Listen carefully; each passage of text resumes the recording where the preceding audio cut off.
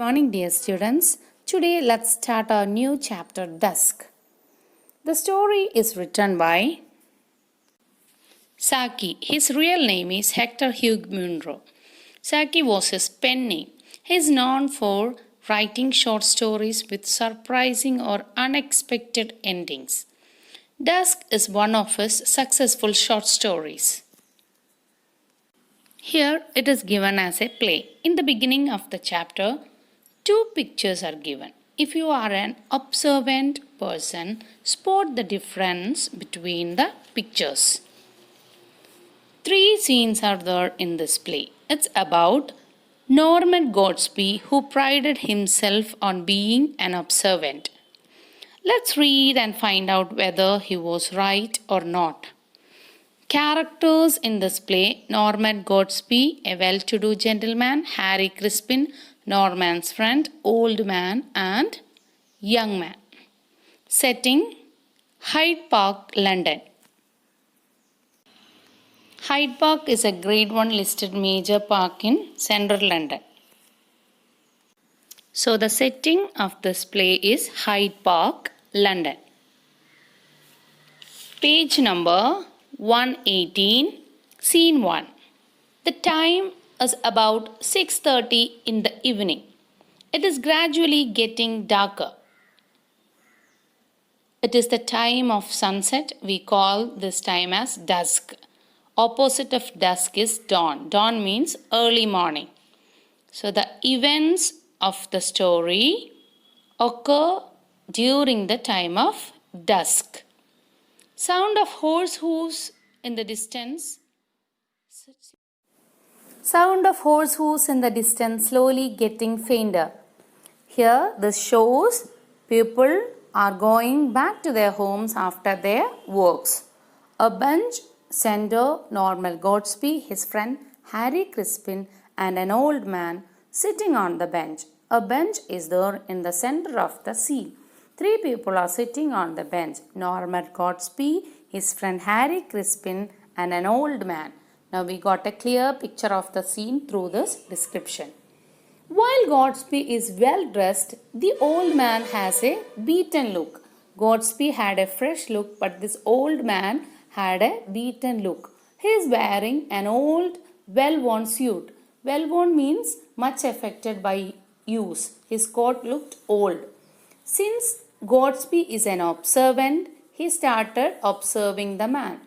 As Godsby looks at him, the man gets up from the bench and walking slowly exits left. When he started looking at him, he exited left. Godsby to Crispin. There's something really tragic about the man. That suit is in a bad condition. I wonder where he is going. Maybe a boarding house whose rent he can barely pay.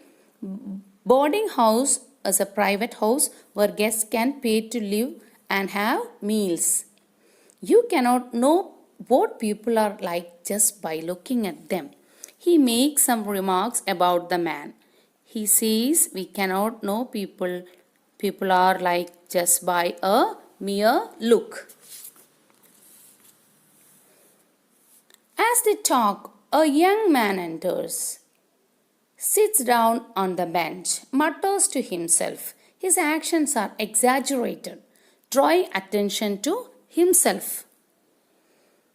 Exaggerated means if one shows or says more than what is real, we call it as exaggeration. Here the man mutters and shows actions dramatically.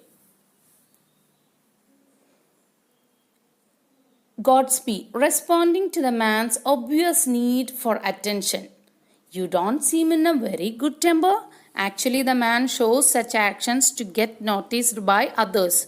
Godsby observed it very well, then responded, and he asked whether he is in a bad temper. Young man, turning eagerly to Godsby. You wouldn't be in a good temper if you were in a fix. I mean, I have done the silliest thing I have ever done in. Fix means difficult situation. He says people won't be in a good temper if they are in a difficult situation. He said he has done something silly. Godsby in a disinterested tone. Yes, glances sideways at Crispin. He was not interested. Then he made a glance sideways at Crispin. Young man, I got to London just this afternoon with plans to stay at the Patagonian Hotel in Berkshire Square. When I got there, I found it had been pulled down some weeks ago and a cinema theatre was coming up on the site. The man said he has done something silly. Then he started telling the incident. Actually, he planned to stay in Patagonian Hotel. When he reached there, he found it had been pulled down and a cinema theatre was coming up there. Then Crispin replied, that must have come as a shock.